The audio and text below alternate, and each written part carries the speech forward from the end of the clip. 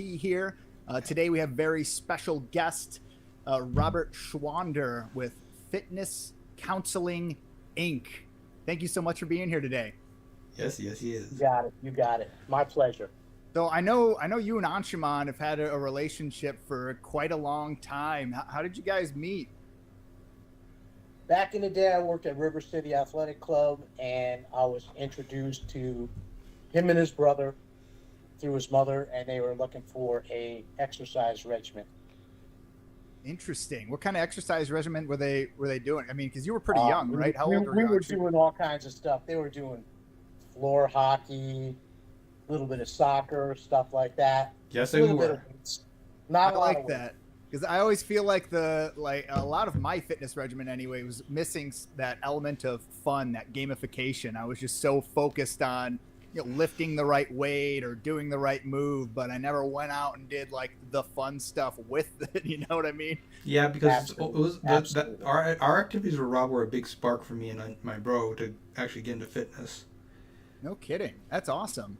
Good times. So tell me a little bit about your background. I was able to do a little bit of research on you, but I would love to hear it from you because I know you've got a pretty interesting one. Shoot, I've been training probably 30 years plus now. Quite some time. I'm in the middle of an interview, Dad. In New York. Started as a freelance trainer at the West Point Military Academy, and outside of that too. So, yeah. I feel like I've got a lot of questions on the West Point training. It's a different world. Out here is a different world. What did you take away from your training at West Point that you've implemented out in the real world for people? Gosh, man. So many different things.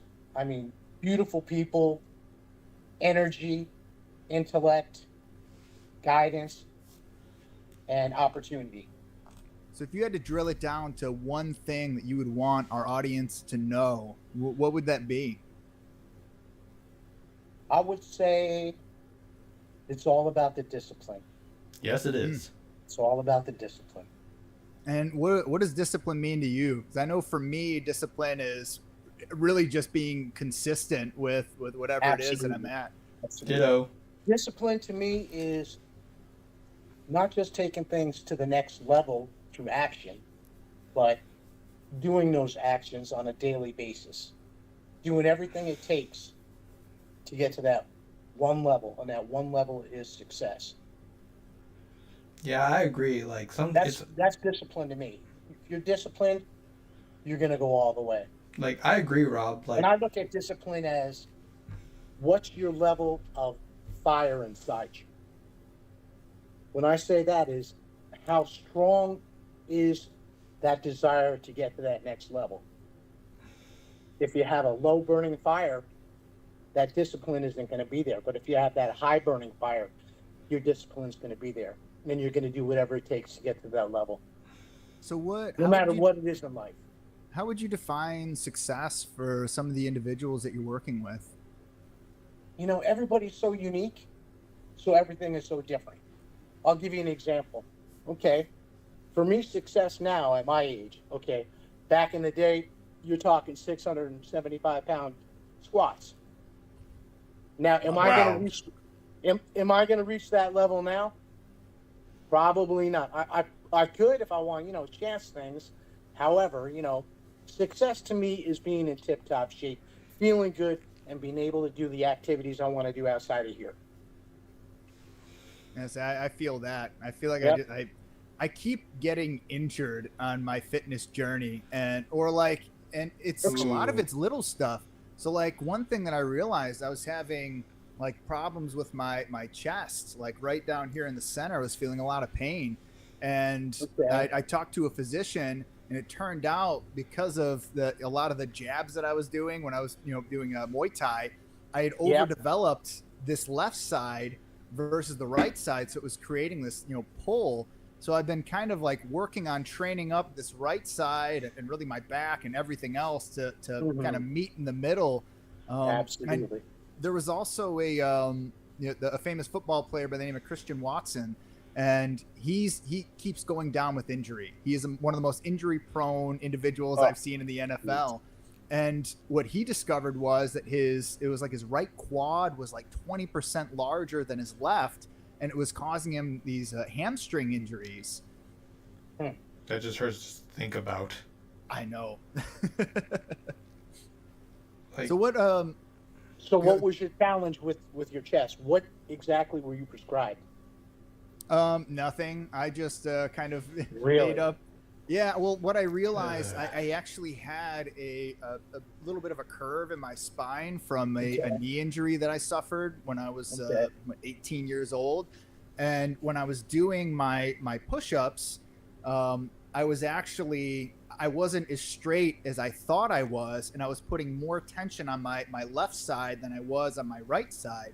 So now I found that in changing where I line up my feet, I'm able to really put more tension over on the right side and create a more even build as I've been building my body up this time around.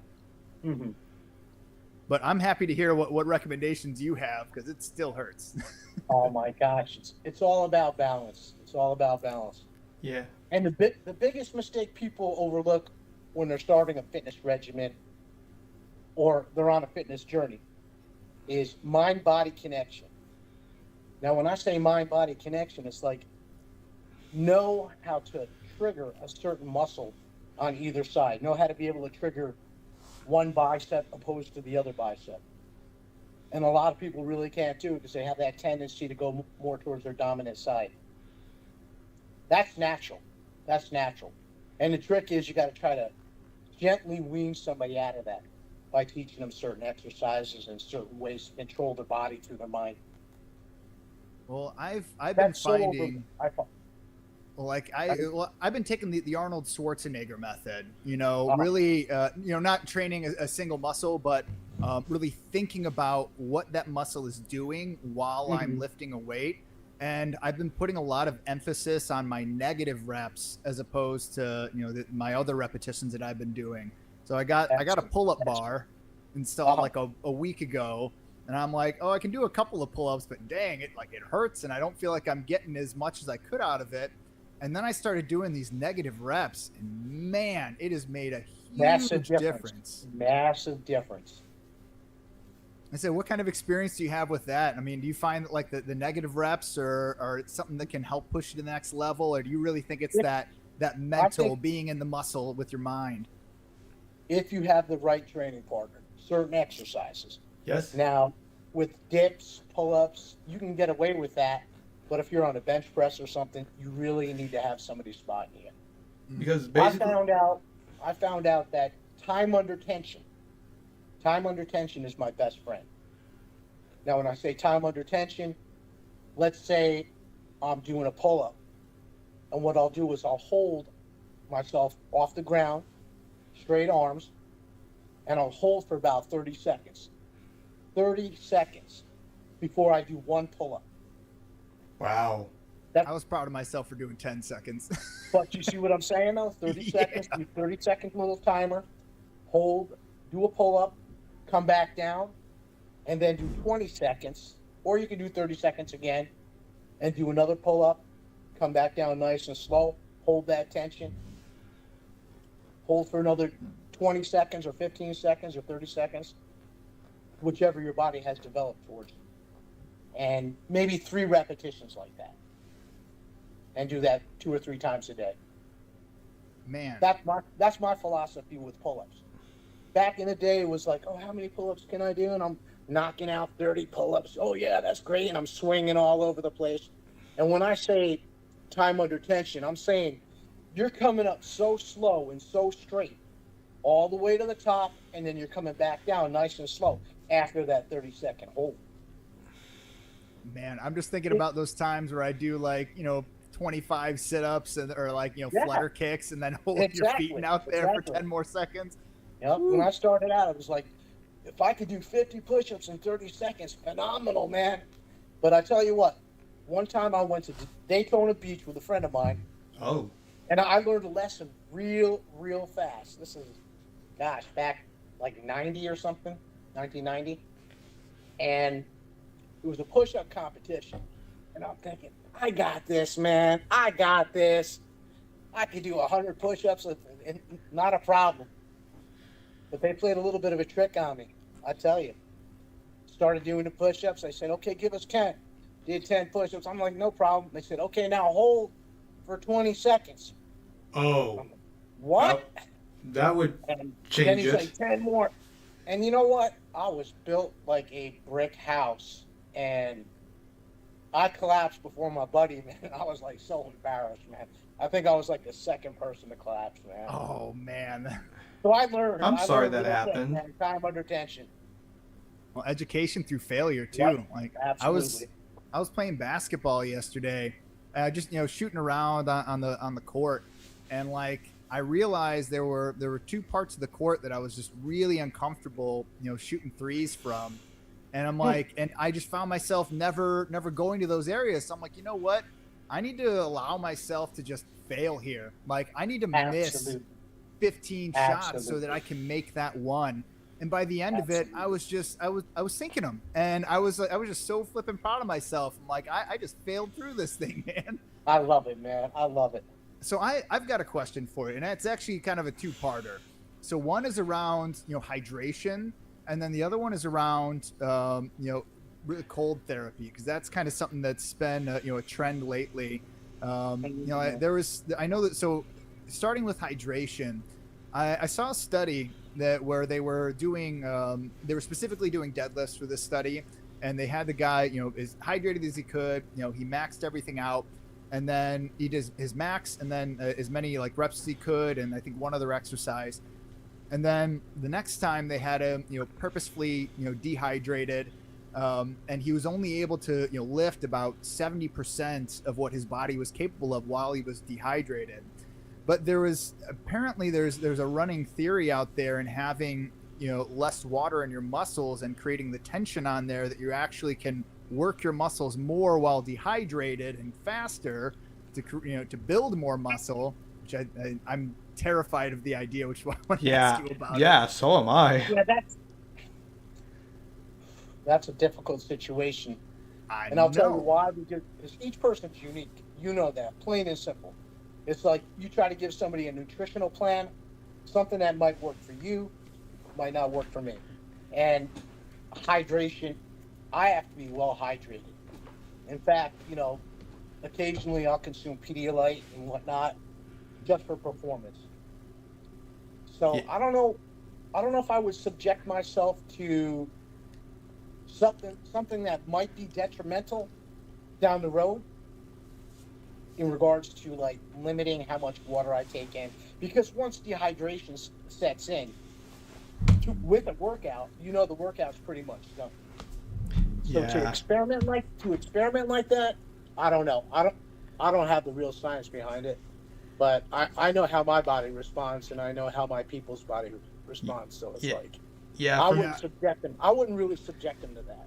Yeah, for me, it seemed interesting just because what it said was essentially in having less water in there, it was creating more heat inside of the muscle, and it would tear the fibers of the muscle more easily, and that would and then you of course build that back up with proper diet and all that other stuff. But I'm like, wouldn't that just? I feel like that would open you up to injury, which would. I agree. I think so. And what age level was it at? Oh, I mean the guy who was doing it, he was young. He had to be between 18 and 22. He was a young kid. Yeah, I would not recommend my that. Clientele, my personal clientele, 30, 40, 50, 60, 70, and 80. So to really get those guys to do something like that, I wouldn't even think about chancing it. Yeah, I really suggest I wouldn't recommend something like that for an athlete either. Maybe on the off season if he's monitored by a good physician, but that's a tough one. I mean, everybody turns around, tries to create new science. Let's try this, let's try that, and there could be some good in it and there could be some bad in it. So yeah, I think the trade-off there might be kind of tough though, because especially if you're an athlete. Trade-off. Exactly right. The trade-off. And you put yourself into a position where you're becoming more injury prone during your training. Like I feel like your chances are going to skyrocket for you to have that injury. or create, tendinitis or inflammation of the muscles, or maybe you're having problems with where it's connecting into your joints. So I would, for me, I think I would go more towards the hydration method, which is also a bit of a struggle in general, because like I used to just drink a ton of water, but I was still feeling really dehydrated because I didn't have the appropriate sodium balance. I was just depleting my body of these other nutrients. Do you have any advice on staying hydrated? I'm telling you, man, and I tell everybody this, and I've had a lot of success over the years with just plain old Pedialyte, man. You look at all the professional teams that take Pedialyte. They're doing all those other drinks. I'm not going to mention the drinks, but you look at all the substances inside of those drinks. They're not. It is scary, man. It is real scary. Ester of wood rosin. That's a turpentine. Come on, man. Red 40. Yep. There you go. They put turpentine in drinks. Pedialyte is it for me. That's interesting. I've actually got some here in the house, so I think that's going to start. This stuff is great, man. Pedialyte's wonderful. Boom. There's days, man, I'll be working outside in the heat and whatnot, and have a Pedialyte, and I'm back to normal. Man, that's awesome. Yeah, the bounce back, I feel like for me has been kind of tough, because like I'll drink a ton of water. Like I feel like I'm drinking a ton of water, and I didn't feel like I was getting the benefit. It just doesn't like have that boom. Yeah, well, and then you get that brain fog kind of sets in, and that's the other thing. Just like you said prior, that you feel like you're missing those nutrients. Yeah, well, if you're working out dehydrated, you may miss those signals that your body is sending you to say like, hey, like, knock it off, Yeah, I need to drink more water. Your workout's done. It really is, because it takes so long to recoup from a dehydration. Yeah, I definitely need to drink. Realize that. I really need to drink more water in general because I don't drink enough water. Because like how much water are you drinking? I don't know. That's why I need to be careful. Like I think thanks to just to give me some heads up with my training with Rob for our audience and everyone else. So I trained with a kickboxing / MMA coach we had at Rob's gym was called Rustam Olmasov. He moved to Florida years ago during. We got thirsty at the same time. Sorry. So he basically turned me inside out essentially. Like he trained me to my utmost limits, made me stretch in ways you can't even imagine. That's actually the reason why I joined Peoria Muay Thai in the first place. Keep up with his workouts. Because he'll turn you inside out, but he'll turn you into something more. Who, Rustam? Yes. Oh, you got that right. That's your next interview. Yes, I haven't. Yeah, I should really. Good idea. Oh yeah, that kid's a killer. So I was telling Anshuman earlier that I just went through a bit of an injury a couple of weeks ago. I sprained both of my MCLs at the same time, and I'm still recovering from it, but I'm feeling a little bit better. And it was my own fault. Like I didn't warm up my muscles enough when I was doing stretching, because it was like 4 hours after my workout. Okay, repeat that one more time. You didn't what? I didn't warm up my muscles. Okay, because I know what your next question is going to be. Well, so I was stretching, and then my son was like just running circles around me. I was like, "Hey, knock it off!" And then he like ran into me, and then boom! No. I sprained both of them, and I was walking on I had a cane for a week. It was frustrating. Gosh. But yeah, then the next part is cold therapy. So I know there's a lot of studies out there. I've only seen a few of them. There was a recent, I don't know if it was there was a recent podcast. I can't remember exactly who it was, but it was a guy who was talking about he gave somebody was going through like doing pull-ups or some particular exercise, and they would hit their cap, and then they would just kind of be done. And then he was giving them like this, I think he was trying to sell this like cold therapy thing that you would hold in your hands, and then he said it would stop the muscles from getting too hot, and then they could just keep going and going and going and going. I'm just curious what experience you've had there. So somehow that reoxygenated the muscles? I have no With idea. the cold? That's what I'm wondering. So the cold therapy somehow got more oxygen to the muscles, so the muscles can continue to perform that exercise. I don't know. What I've That's seen, I don't know. studies, I didn't see anything about that. yeah, the studies that I've seen on cold therapy are typically around like your testosterone levels. Like if you do an intense workout and then you get into an ice bath, you can Yeah. improve your testosterone levels. I think up to 2.7, Okay. 2.7 Yep. times Mhm. your current levels. And I don't know if that's legit or if that's is that something everybody should be doing. But is it also is it damaging your glands, or like is there a drawback? Am I going to lose my hair? Well, they say losing hair is the bald look is the most virile look, I guess. But I tried doing a cold shower. I tried doing a Oh, cold shower after you're a beautiful, workout. man. You're beautiful. Tried doing a cold shower after a workout. I couldn't, because of how cold it was. I couldn't. Ugh. Well, so what I learned, I tried it a couple of times and I couldn't breathe, and I was like trying my hardest to like get oxygen into my body, taking these big deep breaths and just blowing it out hard. And I learned that your pores will open up and it'll force oxygen out through your pores, and that's why I was struggling. But it was Wow. also like the first time that I did it, and it was uncomfortable. Mhm. Do you have any advice for kind of working through that, maybe those first Okay. couple times of cold therapy? My big question is, if you're doing cold therapy to improve your performance or to heal an injury. Ooh, that's a great question. Because and I've had experience with people using ice and whatnot compared to using heat for a certain injury. Now, yeah, if you have, let's say you have an instant injury, you definitely want ice on it because of the cytokine reaction going through your body, kind of cool it down a little bit and heal it up a little bit. But I've seen many occasions where people have been injured and that injury just kind of like sticks around, and ice just doesn't really do a lot for it. I found out personally that people that use heat, like a heating pad on that area, somehow it gets better blood flow to that area. And Interesting. I've seen better recuperation with the actual heat. So, I've talked to my sister about this a few times. She's a family physician, so every time I do something stupid, I call her. And her advice is always, cold the first 24 hours to help with swelling and pain, and then heat very after that. much. Thank you very much. Yes, exactly. I was gonna ask something else. Sorry, Anshuman, go ahead. Let me think of what it was. thank you for having your sister. Oh, dude, I know. I remember the other thing.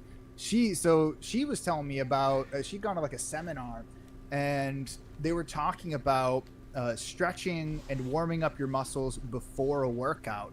And what they were finding is that stretching did absolutely nothing before the workout. It was 100% warming up your muscles and creating that elasticity that prevented injury when people were going to do their workouts or a sport or whatever it is. It sounds like you find something similar on your end too. And I'll tell you, I've seen people stretch and stretch and stretch and still acquire injuries. So the stretching part, that's a tough one. I mean, having flexibility is very important. You want to stretch certain things if your hamstrings are too tight and all that. But the stretching, I don't think it's really going to help your actual workout. Yeah, it sounds like the post-workout stretch is by far the most important if stretching is something that needs to be done. Absolutely. I've heard that Americans in general typically have like really tight hamstrings. Have you run into that? I would say it's on an individual basis. A lot of women tend to have a little bit tighter hamstrings, and I've seen a lot of men have tighter quadriceps. Interesting. So that is interesting. It really depends on the individual. If the individual is somewhat conditioned and they're doing everything that's necessary to keep their body flexible, generally they don't have that kind of a problem. But if you're talking about the average guy on the street that really doesn't do much, chances are that their hamstrings are very tight. Are you talking about men or women? Good question. I don't even know it really anymore. could go either way. Okay, men, the older they get, the more likely they're going to have tighter quadriceps. And reason being is because they lose a lot of strength in their hamstrings and their glutes. Interesting. So I'm just kind of processing that information. Yeah. That's the average guy. That's the average guy on the street. But an athlete, if an athlete's doing everything correctly, doing the squats correctly, chances are you're not going to really find that. Yeah, and so what do you think would be like, say you've got some, like, me, like I'm generally pretty fit. I work out, I weigh about 150 pounds. What is something that I could do, maybe like, a daily exercise or like every other day, like something that I can do that would help me with my just functional strength? A good simple exercise? Yeah, something we could share with the audience. Oh gosh, man. I know I'm putting you on the spot. That's such a tough one. Like, let's say if you had to pick, one exercise that you wanted people to know about, or maybe one exercise in combination with like a stretch to help save their legs. What do you think that would be? Because you mentioned squats. I love doing squats with some 15-pound kettlebells or whatever. Absolutely. If a person is capable and they don't have anything kind of hindering them, I think the squat is definitely, for the legs, one of the best exercises. Yes, it is. Definitely. A lot of people, when they start out, they want to try the good old-fashioned lunge, and that's definitely a no-no. Yeah, lunge really They're takes talking a lot of force on the knee. Their hamstrings, their glutes are deconditioned. They're going to have a tendency to blast off that exercise with their knee. Yeah, like squat. So the basic squat, if you learn the basic squat in a position where, let's say you're sitting on a stool or something like that, and then you're working your way into a lower position. Oh, It all depends on the condition of the individual. Okay. See, that's my job. It's like, okay, I've never worked with you before. Mm-hmm. I don't know what your capability is. So I would have to have that one-on-one consultation and give you some examples out on the floor, and then pre-test you, and then take it from there, so to speak. Well, like, because I'm not going to put been hard. Yeah, has it been hard with the knee?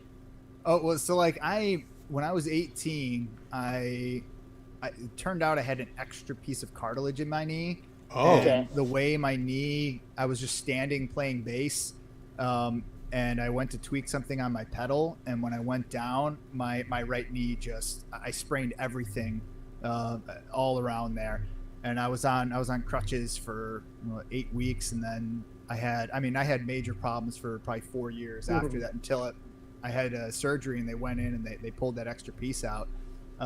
But still, like, I can still feel like some, like if I compare my knees, my right knee, there's a little bit more separation from the joints than there is in my left knee.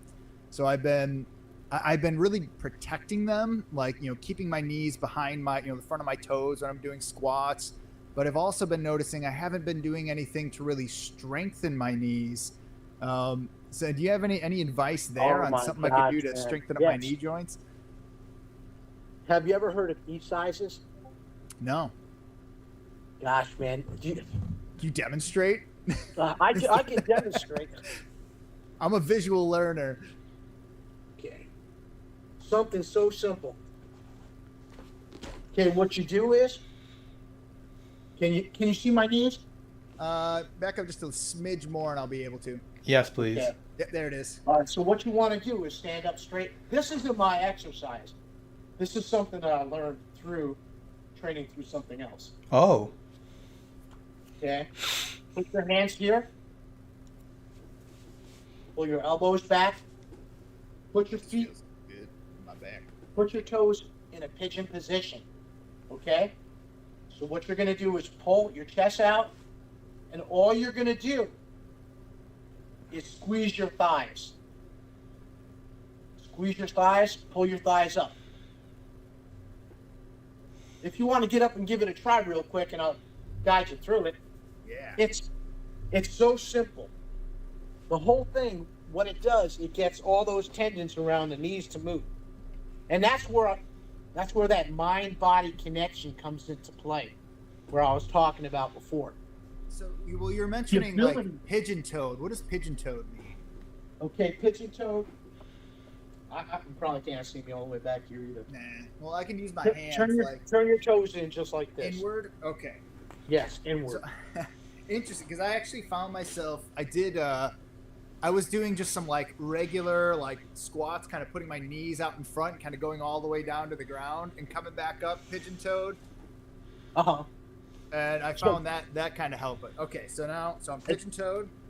Pigeon-toed, hands on your hips. Okay, straight like this, and then pull them back. And all you're going to do is flex your quadriceps.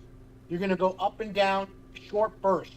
So 1, 2, 3, 4, 5. So you're going to tense and release, tense and release, tense and release. Just the quadriceps. And if you find it hard to control your quadriceps, you just got to practice over a period of time. And that's where the mind-body connection comes in too. The ability to contract a muscle at will. Yeah, I could definitely feel that kind of going down in my knee, in my calf. You can feel it raising right at the joint. Yeah, exactly. Yeah, you're exactly right. And that's exactly what I was feeling as I was doing that. Once I contracted, and then once I was done and kind of sitting down, I could feel it in like my calf. And what about the back of the knee? Does that work the back of the knee too? A tiny, tiny bit. The back of the knee has such a huge, huge band. Now, what would you like to be doing to the back of the knee? What kind of a stretch? What are you talking about? I don't know. I just want to I want to be able to walk around and not feel like I don't want to be afraid of like injuring myself, because that's like I'm trying to build some bulletproof knees. It really is what I want to do. Does it feel a little bit weak when you walk in the back of the knee, or more towards the front?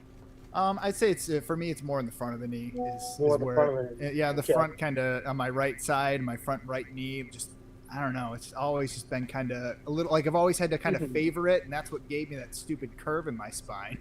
Absolutely. But if you want to engage the back of the knee, just simple little toe ups.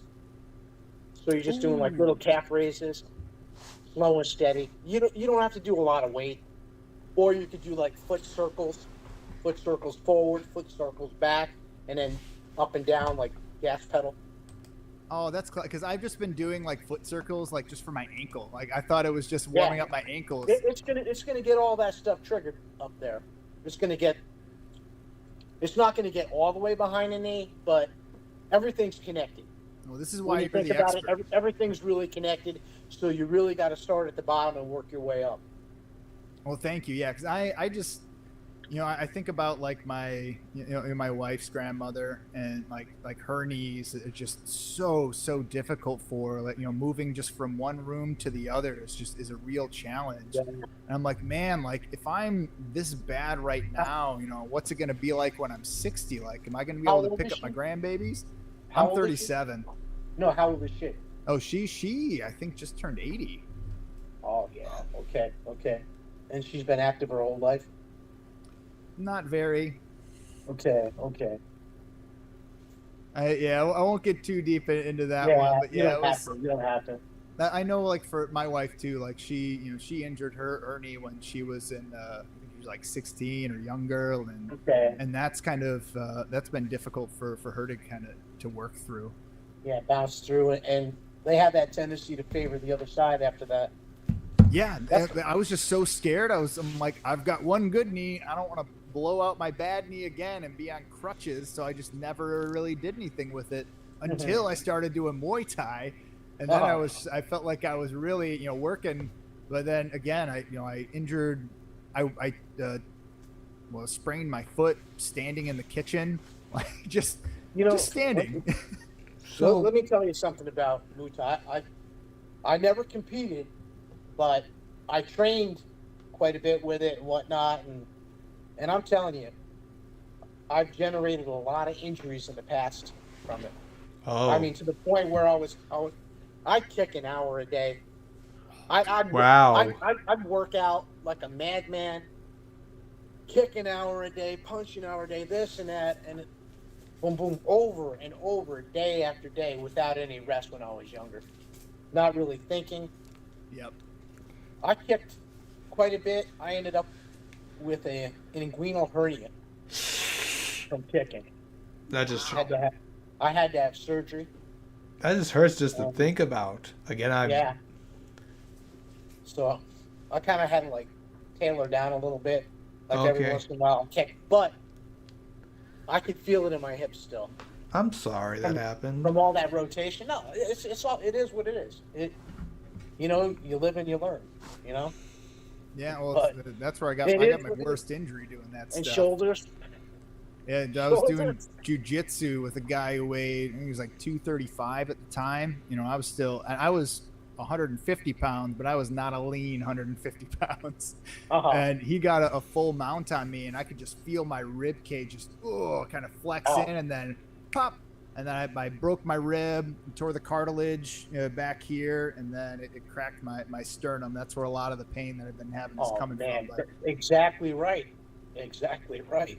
and that was just messing around. There was no coach around. And for anybody out there listening, if you're doing this stuff, get a coach. Get a coach, trainer, somebody who knows what they're doing. Don't just mess around with your buddy like I was doing, because that's when I hurt myself, when I thought I was being safe and I really wasn't. And same thing with punching. Like I just wanted to level the bag, so I was putting all this effort into it.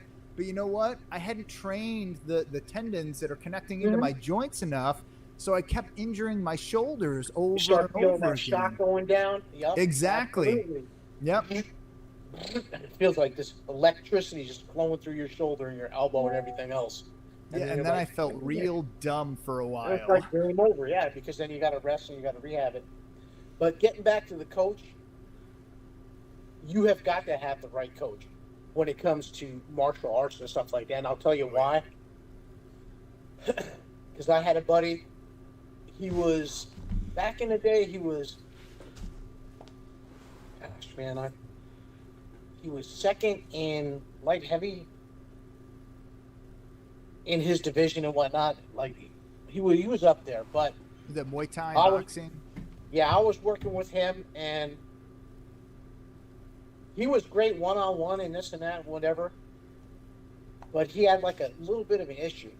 I'm not going to say his name or nothing. So he had an issue where if somebody new walked in, all of a sudden, if you're going 30% or 20%, he went from 20% in an instant to 100%. And it was I got hurt a couple times like that. Broken nose and all that good stuff. Oh, that's unfortunate.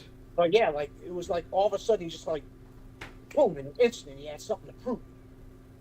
And it was whoa. You got to ease into it. Don't just go from 20% to 100% because somebody walks in or this or that or whatever is checking out what you're doing. Yeah, so a coach is important. A coach with no ego, knows what he's doing with experience, man. I'm telling you. Yeah, ego is a big thing, and having a good partner to work with that you know what to expect from. Because I think it was the third time I ever really started sparring at a gym that I was working out at.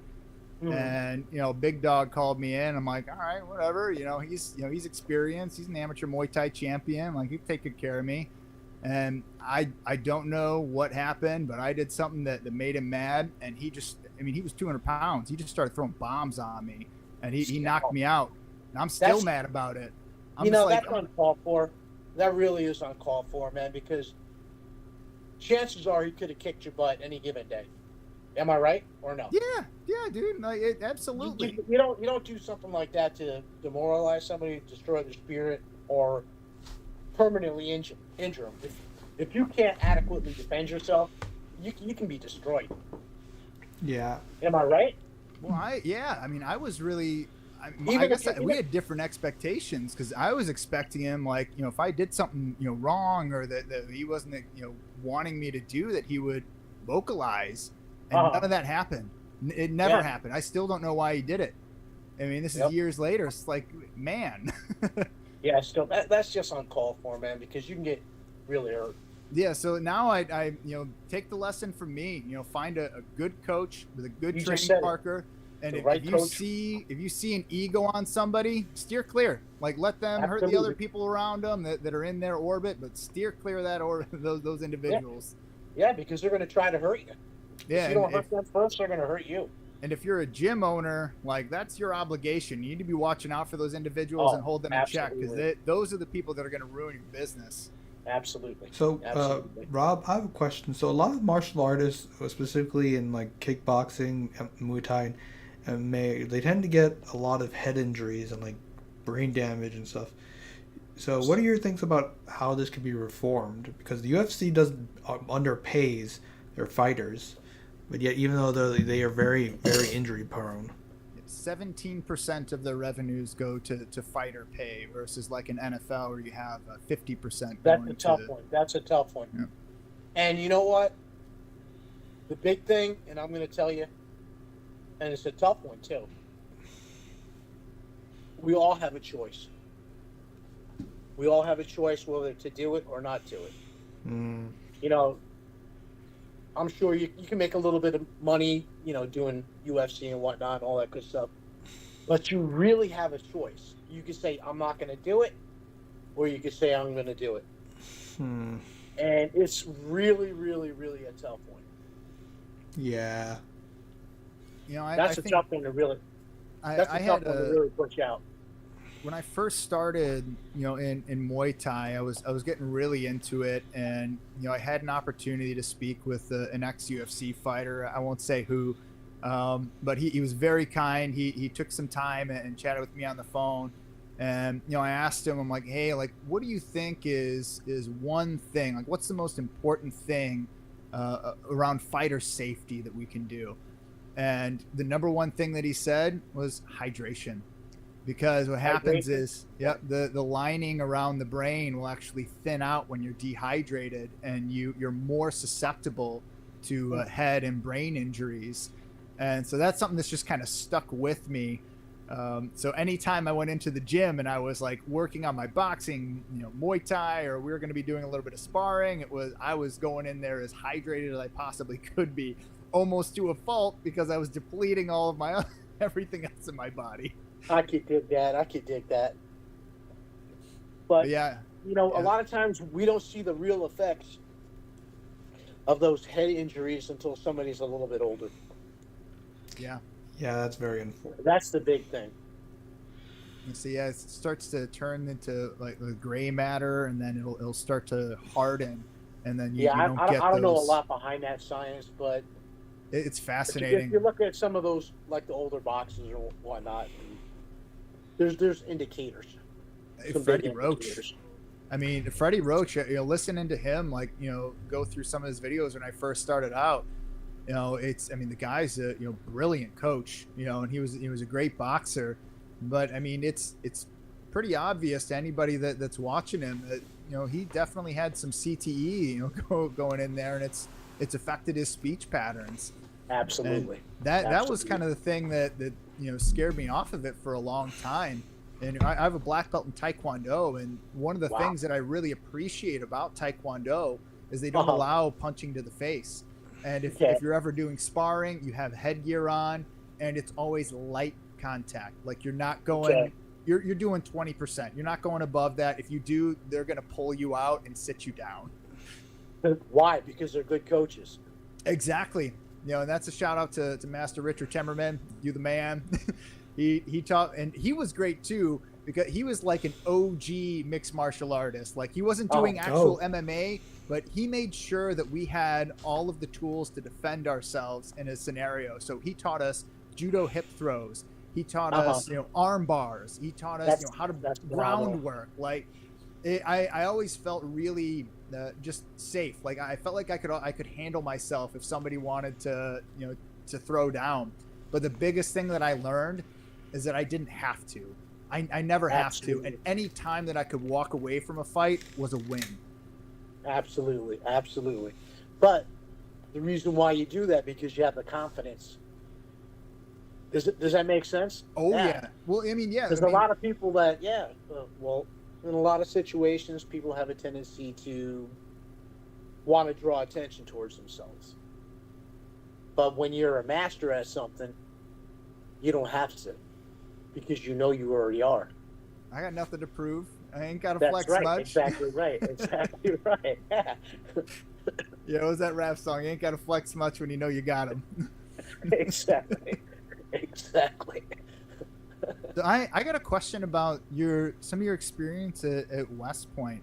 Do you have is there any stories that stick out that you may be able to share on the air, or that kind of, oh my God, maybe man. give an example of what it's like going through it?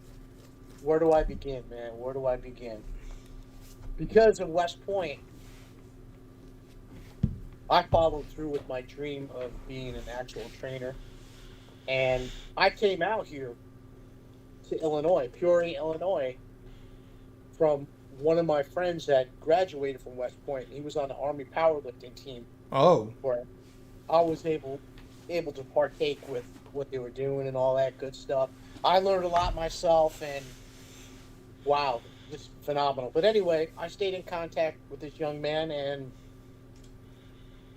his mom was dating the former owner of Fitness Counseling. Oh. Which was right down the road, right behind the firehouse here on Detweiler Hill. And okay, I remember I'm making $6 an hour at West Point, and they wouldn't even give you benefits or anything. In fact, what they would do is they would lay you off for a couple months. I had that experience at West Point, not at the gym level, but at a different level, where they would lay you off just so they didn't have to pay you or give you insurance. Really? Yeah. So and that was the government. Yeah. Man. I work at some places that did that. They'd work these guys 32 hours a week, and then week 11 comes. A lot of it was you're getting gratification from the people and this and that and all kinds of wonderful things. But anyway, he graduated from West Point, and like I said, his mom was dating the owner of Fitness Counseling, and they needed a trainer. So Tom called me up, and I came out here, and he's like, well, this guy and this and that and whatnot, and we'll start you out like 50, 60 grand a year. And this was like 1990, whatever. And so that kind of money stuff. Hey, man, that sounds like some good money there coming out. And I found out that it wasn't that, but I stuck it out. I didn't stay with the same person for all that time. I went to River City, but then eventually came back and got his business and whatnot, because we remained friends. That was the main thing. And just some good stuff, man. So West Point means a lot to me, because it introduced me to different people out here and whatnot, different world. So I think that's phenomenal. But I'll tell you another story, man. I'll tell you a story. Oh, yeah, I was competing as a bodybuilder, too. Yes, he was. And in 91, I had a show coming up. And I was working with Tom and those guys with the powerlifting. I'd create diets and nutritional plans, I would say. That's nice. Give them to them. So that was kind of cool. So anyway, there was an officer there. Oh. What the hell was his name? Captain. I didn't even say his name, man. I can't remember his name, man. But anyway, he was a captain. And I had a big influence on these guys, because they loved the hell out of me. Shit, I had a ponytail and everything back then, man. And in West Point, like, look at this guy's got to cut his hair. What's wrong with you? Big old ponytail. Not too long, but still. But I was a beast, man. You know, discipline and all that good stuff. So anyway, this captain comes up to Tom, it's a cadet, and says, you know, I don't want you guys chatting with him too much and this and that, blah, blah, blah, because he's a civilian. You know what? And we don't want civilians here. And we're going to get rid of them. What? Oh, yeah. I was like, oh, shit. Man, well, that's nice. So anyway, Tom told me that, and I was like, whoa. So I did everything possible, you know, because I'm flexible. I'm the politician, you know. I kind of like bended towards his needs and whatnot. And I remember in '91, I won Mr. Natural New York State. That's in a bodybuilding competition. Which is amazing. And but anyway, so I bring the trophy in to the Arvin gym.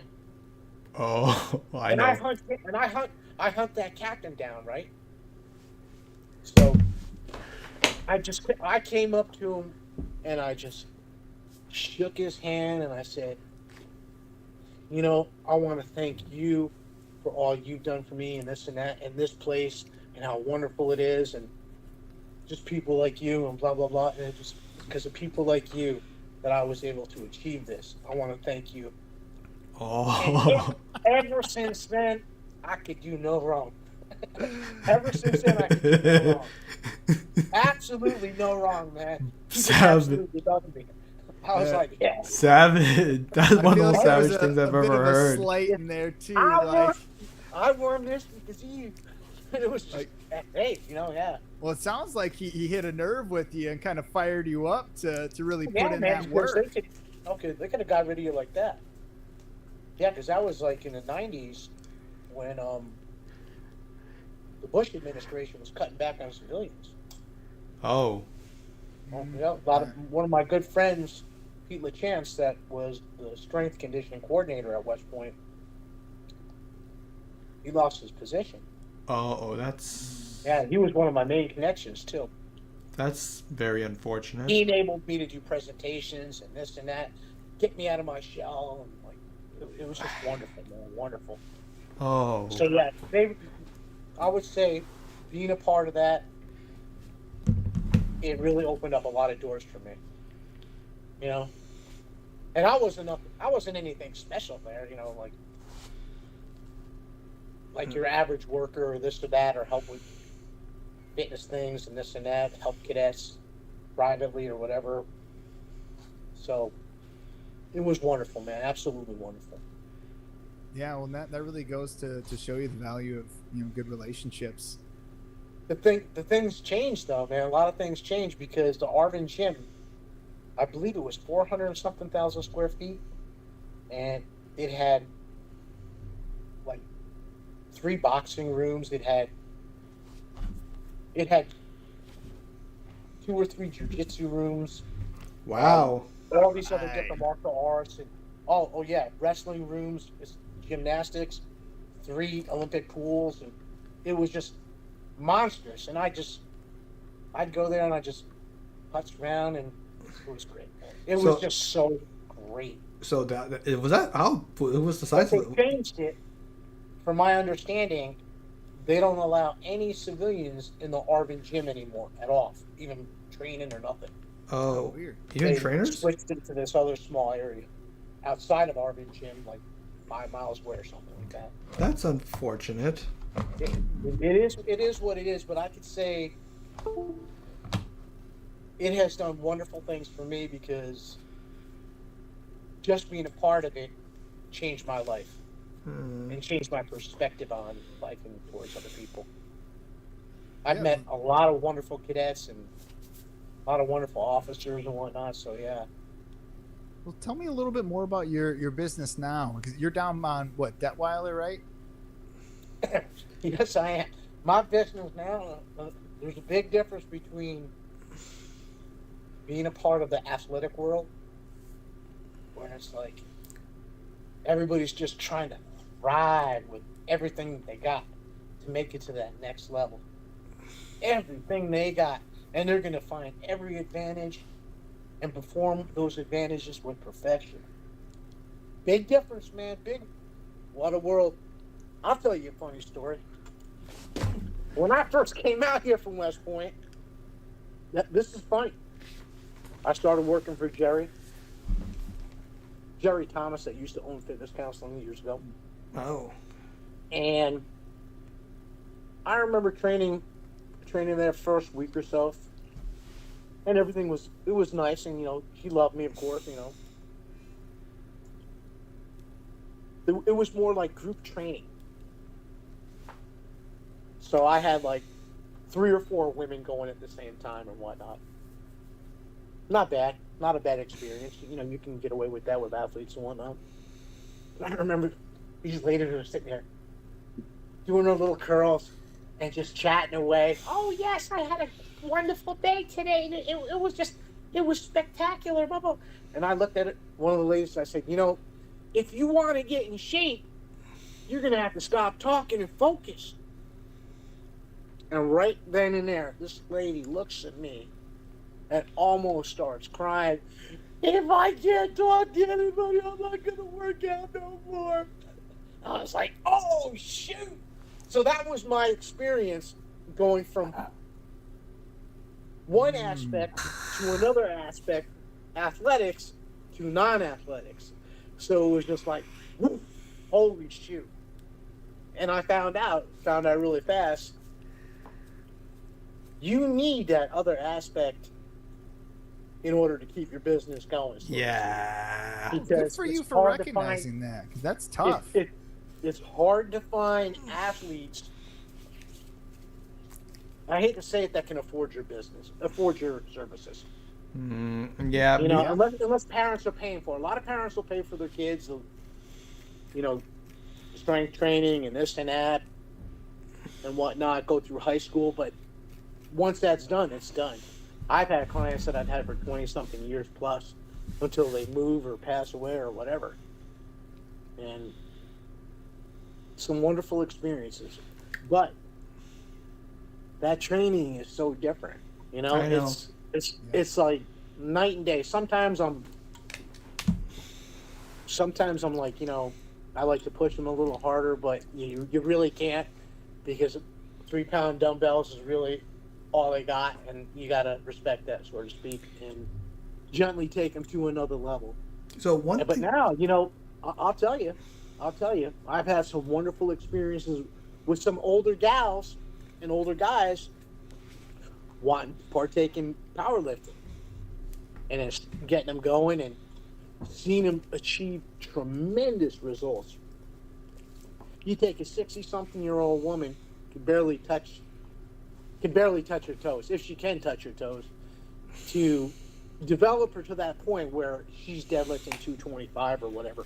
I was going to ask you about that. Because that's what they want. But that's what they want. Do you know what I'm saying? That's what they're asking me to do. I'm not forcing that on them. I'm not telling them this is what you should do. It's because they come to me and they tell me, I want to learn powerlifting. Okay, so this is what we have to do, and it's going to be a long, slow process. Not everybody wants that, but to get that wonderful opportunity to do something like that, to really bring out some of your knowledge, is phenomenal. Also, yeah, be able to flex that part of your brain, and your muscles as you're going through. That's awesome. You know it. You love to teach, because it feels really, really good. Well, I've got a question for you. Shoot away. Well, it's around. So, being around in the gym and hanging around these guys that do a lot of lifting and all that stuff. I've heard deadlift, king of all lifts. Is that something you could say? If your body will allow you to do it, I am telling you, deadlifts done well. Boom, phenomenal. But if you're deconditioned, you don't want to jump on them. You want to make sure that your body's conditioned. How's your body conditioned? You got your core back up to par. You got your legs strong again.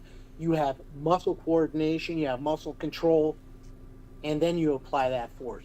If you're talking about my type of clientele, like they're 50, 60 or whatever, and they want to learn how to deadlift, it can be done. I mean, I've seen it. I've created it. It can be done. But you're not going to get somebody that says, okay, I want to power lift and then start powerlifting right away. No, there's 20 or 30 different steps before they even get there. So do you work any like kettlebell into your workouts? I think kettlebells have a purpose and a place, and I think they're great, but it's like a kettlebell, a dumbbell, whichever's closer, so to speak. Does that make sense? Yeah. I mean, the coordination or this or that, I think kettlebells are great, but some people don't have that ability to grasp something that's a little bit wider. So, Rob, here's the thing that is important to talk about. So, but because yeah, kettlebells are great, absolutely, if they're done really, really good. So, what's that, Untrue? So basically, I've noticed something, especially with your gym and other gyms in the area. COVID's essentially damaged gyms because not many people are attending as they used to be. Like, things are so different, like, back before COVID. You know, there's a big difference, but I think people are starting to pick up again. Yeah. And I'm seeing the people that want to go past COVID reach out to better themselves. There's a lot of people who are stuck in that mindset, that COVID mindset, where it's like, you know, I'm scared to go out, I'm scared to do this, I'm scared to do that. I think it's not so much the physical effect of it, I think it's more of the psychological effect that they conditioned themselves not to do anything, so to speak. Yeah, so during COVID, in my experience, like, it felt like being locked in a cage, especially absolutely. I had absolutely. I loved being at home. I worked out like a savage, man. I had the whole place to myself. Me and Rustam. Me and Rustam worked out every single day with COVID. Man. You know, something, I think I'm getting sick. You ain't getting sick. He smacked me in the back of the head. I'd be like, COVID totally derailed everything I was doing. Like, I was going to the gym like 3 to 5 times a week. Yep. And then once COVID hit, I got in one one-on-one session, and then that was kind of it. And since then, I've kind of felt like I need to, you know, create space for myself here at home in order to have, you know, access to something consistent.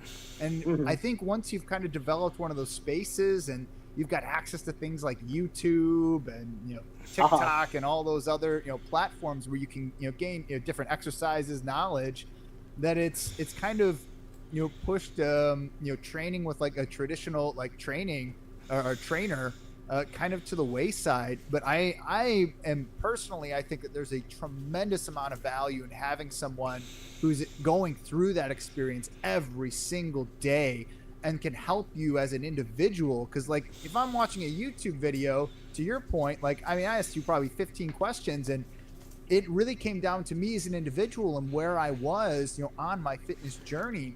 And if you can't gauge yourself along there, like, you're ultimately either going to get hurt or you're going to quit because you're doing something that's not feeling quite right. That's my absolutely. I found a lot of people starting to flow back though. That's in good. Regards to like personal training and whatnot. And my personal training has never really died down. The moment COVID subsided, the moment the lockdown subsided, I would say 95% of my people came rushing right back. Now, gym membership is a different story. Yeah. People that you're really not engaging with and this and that, they kind of like broke free from the actual partaking in the gym. That's where I see like the big difference with the COVID aspect of it. But personal training, I just got a lady back that stopped coming during COVID, and she came up to me. Unfortunately, I like to teach people to be able to fly if they want to fly. You know, teach them so they can function on their own. I'm not going to be here forever. I want a person, if I'm not here, to be able to succeed, plain and simple. But she told me straight out, she's like, Robert, I tried to do it on my own. I just tried, and I just find myself getting distracted, and you know, I want to come back and I want you to help me and I want you to restructure me. And this was actually what, a week ago or so that she came back. So, That's but awesome. she was off for like, she didn't do anything for like 2 years, I think, or more, whatever COVID was. I don't even remember anymore. I mean, that was what started in March of 2020. Yeah. My son was That's born right. like a So- month before that, So so I more was like, 4 years. I got 4 years, 8 Rob, months. so I haven't seen her in 4 years. 8 months But at it home works with my out well baby after he because- was born. I was so happy. Yeah, yeah. Playing Pokemon and hanging out with my son. Oh, it was one of the best times of my life. I know a lot of other course. people didn't have that experience, but Uh-huh. Yeah. man, I had an absolute blast during COVID, at least for that aspect of it. You know, Uh-huh. being the other thing I found crazy is like diet wise.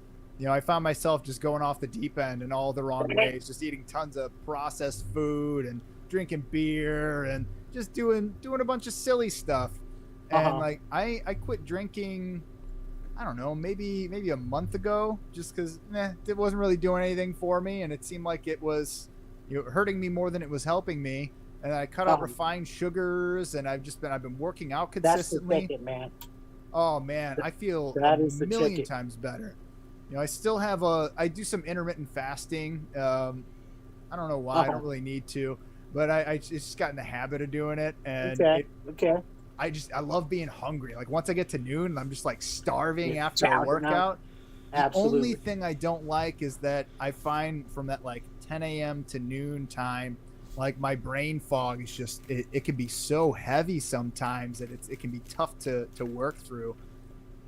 Okay, I got something to add for that. Fasting is phenomenal if you could do it. If the person can do it, if your body allows you to do it. I have hypoglycemia, so Same. if I fast, man, it's like game over. It's literally game over. I have to eat every 2 hours or so, small meals. I mean, that brain fog you're talking about, it's like all of a sudden my whole body shifts, man, and I'm like, and I'm good for like maybe 2 or 3 minutes when it actually hits, but then thereafter, man, it's like done. Yeah, I think I've been fortunate in that regard, 'cause I was actually diagnosed with hypoglycemia, but then it turned out it was something completely different. Something different. Yeah, it was Lucky something. you. Yeah, yeah. So I've after that I discovered intermittent fasting, and I kind of started using that as I do an 8x16. So my feeding window, or the times that I eat, is between noon and 8 p.m. And like I'll eat whatever the hell I want, you know. I mean, Absolutely. just about Absolutely. whatever I want. I love how my body feels when I eat clean, though. But it's just gotten so expensive to eat clean. Did you have any tips on maybe a food group that you could eat more? I can eat more consistently that might help my body out. Yeah, That's, I do. you know, But let me go back to affordable. that hypoglycemia thing again. Mhm. Now, hypoglycemia, it's really not as bad as you think it is. All you got to do is just maintain that energy level, keep your insulin level like that, and you'll function like a rock star. Like a rock star. You'll be able to work out like a beast, like an animal. Your mind will be sharp. You'll be focused. Just maintain that level. Now, different foods and stuff like that, to try to find them at a reasonable price. Or are you talking like, let's say your budget's like $20 a week, $50 a week? What's your budget? Well, I mean, let's say like if you were to take most people living at a standard of living is about $300 per month what they have to spend on groceries, and that's doubled for a lot of households. How many people? I mean, for me, we have 4 people in our household, so we spend more than that. I mean, we're close to probably $900 a month. That's what I'm saying. There's like you'd be starving with $300. Yeah, exactly. I mean, and there's people if living you like wanted that to right get- now. That's painful. If you wanted to get proper nutrition in you, you'd literally be starving. Yeah. The best way to make your money really go and grow when it comes to the nutrition aspect of it, I'm going to say real clean foods like jasmine rice, different legumes if your body can't handle it. That's a tough one. That's really a tough one. Even like fruits and vegetables are skyrocketed too. Oh yeah. But, well, I mean, bananas are something I find that I can afford, and they tend to have a good amount of fiber and potassium bananas to all help. day. Bananas all day long. I love bananas. They taste amazing too. And I like to do apples with peanut butter. That's another one. You can get a bag of apples for 9 apples for $3 at Aldi. Nothing crazy. There you go. Kale. There you go. I like kale, even though it was developed by the government from mustard seeds. But it also has a decent amount of protein, plenty of fibers in it. The only thing I found was interesting with kale is that it's very similar to like what's that stuff? Like a cannabis crop in terms of like how it will draw things out of the soil. Like it'll actually draw toxins and things out of the soil and be stored in the leaves and the stems of the plants. So there's some individuals say they eat too much kale, that you can actually have some negative effects on your body. Like I remember like Jeremy Piven, a famous actor. He would eat tons and tons of fish. It was like his favorite thing. He was eating fish every single day, and he actually gave himself mercury poisoning from the amount of fish that he was eating. Holy God. Yeah. So yeah, I worry about that sometimes. The amount of kale that I eat. Yeah, that'd be real concerning. Yep. What about supplement shakes? Because I do I buy that $18 thing of Aldi protein, chocolate protein powder, and sometimes I'll just mix it up in water, but most of the time I'm putting in like Greek yogurt, some kale, some peanut butter, so and then a bunch of frozen fruits. It's really something more than just that protein powder. Oh yeah, I make it a whole. It's my. So that when it comes to like different powders and stuff like that, everybody's unique. Everybody's different. Some people have lactose intolerance and so forth. So whey protein can mess you up. Yeah. So it's really a delicate kind of like situation when it comes to who can consume different proteins. That's a good point. Protein powders, that is. So like I use typically whey protein, but there's another kind that's pretty accessible. Do you know what that one's called? I can't remember it off the top of my head. What, casein? Casein or? I don't know. That could be it. I don't know. I remember there was whey protein and there was a protein. I can't recall. So there's casein. There's plant-based proteins. Ooh, yeah, that's a good idea. I remember I switched to that for like maybe one thing, and then I was like, I'm going back to the other stuff.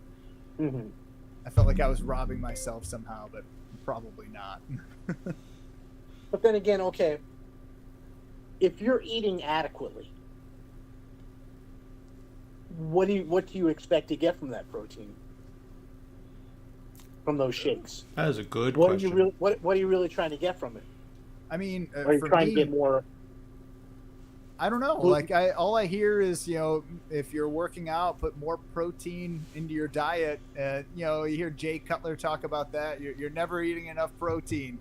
And I'll eat chicken clean with rice. Carbon, hydrogen, oxygen, and nitrogen. How much nitrogen can your body utilize? No idea. So that neither do I. So it's like, but all I know is from learning in the past and whatnot, from educational classes, an overload of nitrogen isn't really good for you. So I'm kind of like one of those, like, it's up in the air for me, so to speak. I'm not going to be like, this protein shake, that protein shake. If you're eating adequately, you really don't need all that stuff. But if you're like on the go, you're on the run, that's a little bit different. I'm not going to push all those supplements, protein and this and that down somebody's throat, because I'm not a big believer in it. Interesting. Yeah, and I'll get slammed for that. Oh, look, my protein shake. Because of my protein shake, I went to another level. Yeah. Well, I'm gonna back you up because there is some science behind this. So when it's particularly with supplements and taking supplements, it's found that if you're eating food and getting your nutrition from food, you have a much higher absorption rate in your body than when you're taking just supplements. Absolutely. And you're actually pushing out over 90% of the supplemental vitamins and mineral and everything you're putting into your body is actually it's going out through your urine. So it's there's maybe some benefit there, but I feel like it's not as much. It's not as much as what people anticipate.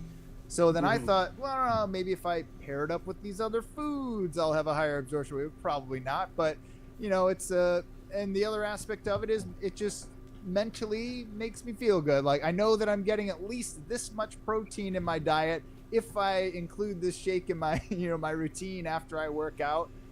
Which actually that brings up another good point.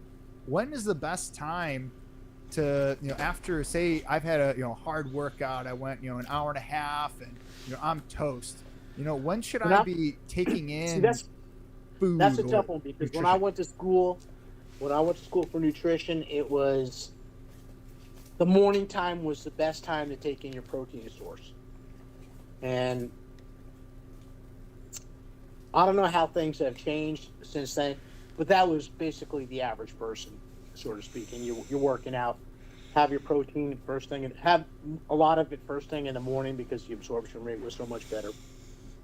But you could tell me if things have changed since then. Well, the theory is that, so let's say I 8 a.m. I eat a dozen eggs, and then I do I'm that guy from what's that, Beauty and the Beast. It's all about balance, baby, balance.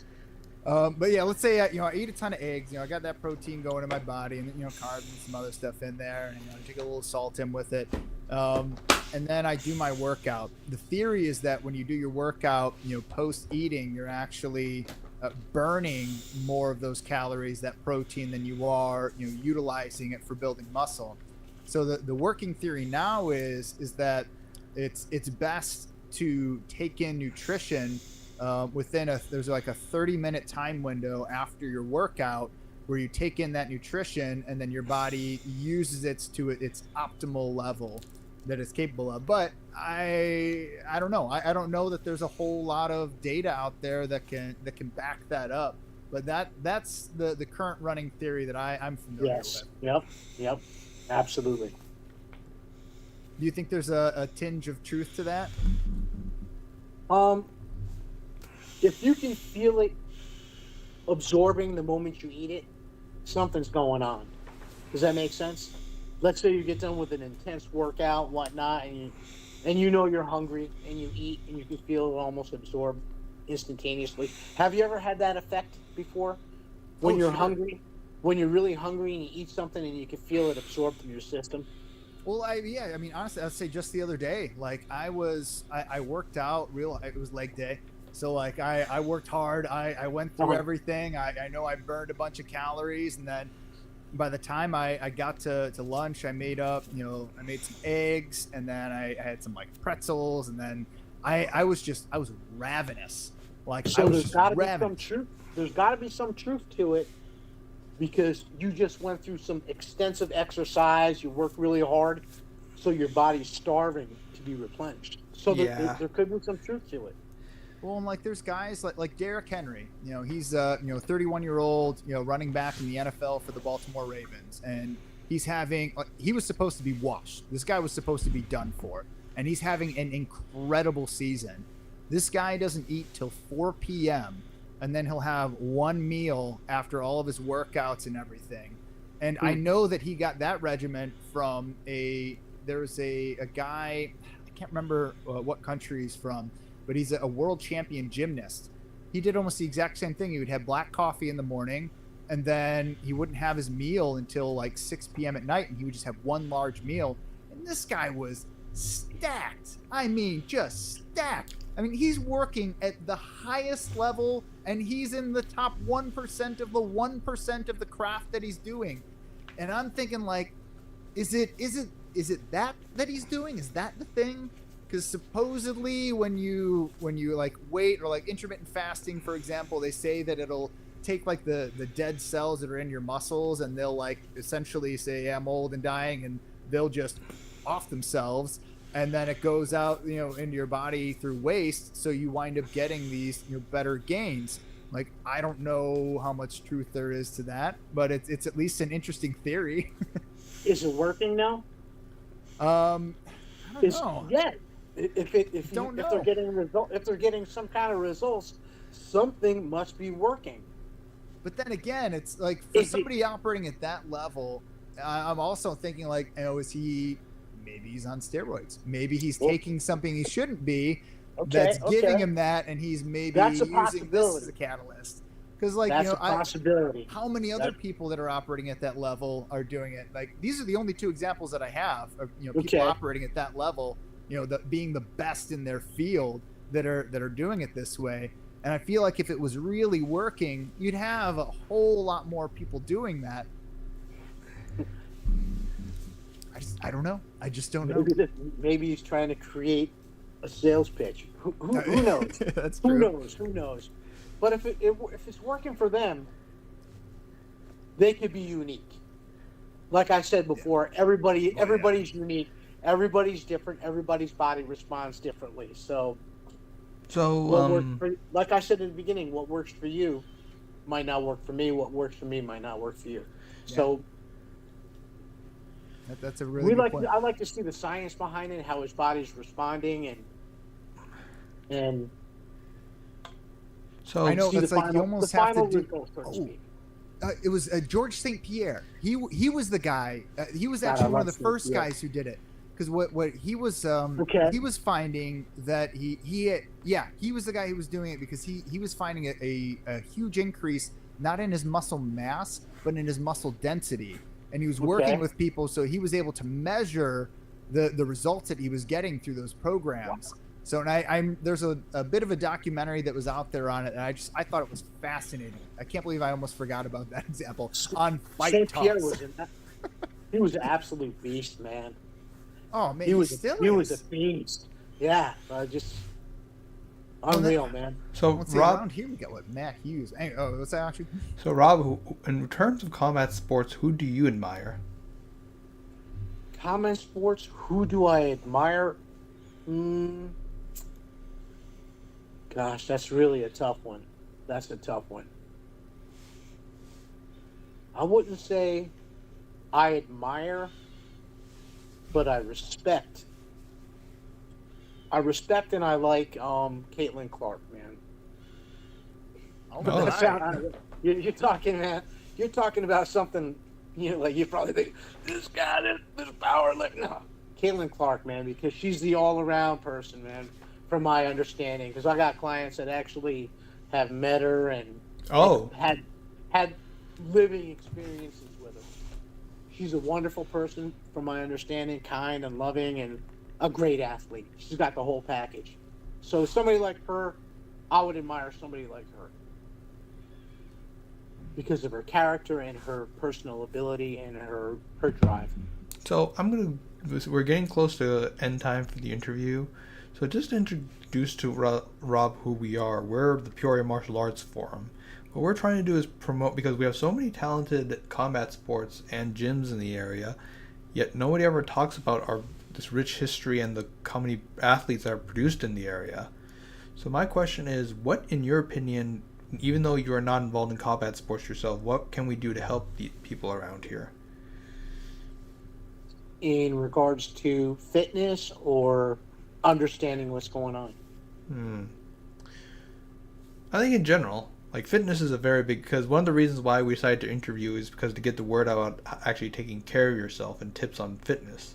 Well, yeah, one thing we're finding between, you know, when we're going to a lot of these gyms and talking to a lot of these athletes and and talking to really, you know, coaches, trainers, you know, across the gambit of individuals, we're finding that the one thing that they all have in common is, fitness and nutrition.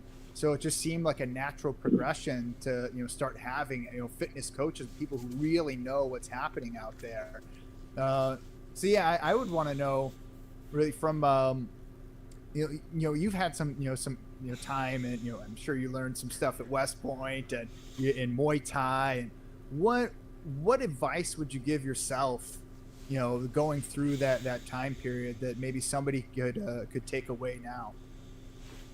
Wow. I'm telling you, I was driven. You got to have that. I mean, I was so driven. I got a story for you if you want to hear it. Go ahead. This is the drive that you got to have. I started working out with weights when I was probably 13 or so. And I bought one of those plastic sets filled with cement. Yep. So I was ambitious, right? So I brought them in the house.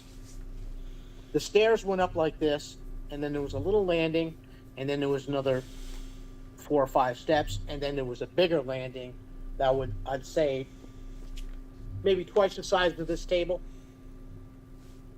And I had my weights there on the floor, and I'd work out. I do my curls every day. I do your glam muscles. I lay down on the floor and do bench presses with 30 pounds or 20 pounds or whatever it was. I can't remember. Man. So I was like, cool stuff. So I guess one day the weights rolled out in the center of the way in the floor. And my dad had some choice words, real choice words. I don't want to repeat them. Opened up the second story window, took the weights and threw them out the window. No. You want to work out? You work out the bloop outside. So sure enough, the next day I was out there, boom, boom, boom, doing my curls, doing my military presses. And I worked outside every single day for like 2 or 3 months. I'd even bring over friends. And they were like, "You're crazy out here." And then finally I moved into a garage that we had way in the back. Man, the thing was leaning over and whatnot. But I cleared some space, and I made that my little weight area. And then eventually I kind of like moved the weights down to the basement and built a little sanctuary, and then built off from there. So what I can give you people is, don't let anybody ever discourage. Don't let anybody bust your dream, your desire. Don't let anybody take away from you. If anything, if they try to take away from you, you give them something. You show them that you are unstoppable. That you're determined. You have no excuses. You blast through. And I look at that as a blessing too, because I was told that I was wasting my time working out. You're wasting your time, and this and that, and da-da-da. And I'm so thick-headed, I turned it into my career. You know what I'm saying? I do. I could have been making money somewhere, but I turned it into my career, man. And follow your dream, man. So work out hard and push yourself. Be disciplined and believe in yourself when other people don't. So that's a massive high note to end on. Yeah, I totally agree. That's really great. Weights out the window. I said that's an accent that goes along with them words. Yeah, I said some things under my breath, man. But I ran outside and I was working. The weights were all crooked, all bent. Go ahead. I'll tell you what. Like I had something similar, but I kind of went the other way with it because I believed the individual. I was asking my dad about football. He was incredible. He had a full ride scholarship for football. He was an undefeated wrestler, 2-time state champion. And I was like, hey, I really wanted to play football or try. So I started playing when I was in 7th grade, or the 1 year I did play. And what he told me was, all he said was, well, you would need to be amazingly fast, amazingly big, and amazingly strong. And then finished it there, essentially telling me that I am not any of those things and I shouldn't be anywhere near a football field. And I believed him. I believed him, and you know, there's a part of me that's like, you know what, I kind of carry that with me, and I think about that now. Like when I was doing the basketball thing, I was really thinking about, you know, if I want to do this, like I need to have that drive to really, you know, put my nose to the grindstone and fail forward through it. And yeah. So I don't let individuals or those types of things, you know, stop me anymore. But it did for a very long time. That's a wonderful story, man. Well, I think that's about all the time we have. All right, guys. Robert, hey, thank you so much for being on today. It's Robert Yes. from Fitness Counseling Inc. What's that address again? 1020 West Detweiler. 1020 West Detweiler in Peoria, Illinois. Check this guy out. You know, he's been doing this for, you know, on his own for 22 years. Can you see that? There yeah. we go. There it is. Boom. Awesome, fellas. Hey, Thank thanks so you much for having being me. on here. No, thank It was you. fun. Thank It you was for fun. sharing everything. You know, I'm sure there's a lot got of it. individuals that are going to take something away from this today. Thank you. Thank All right. you. Bye. Have a good day. Take care. All right, take care. I hope you edit a little bit, though. At least. Yes. Yeah, we will. We'll cut All out right, some clips guys. and post them. All right, baby.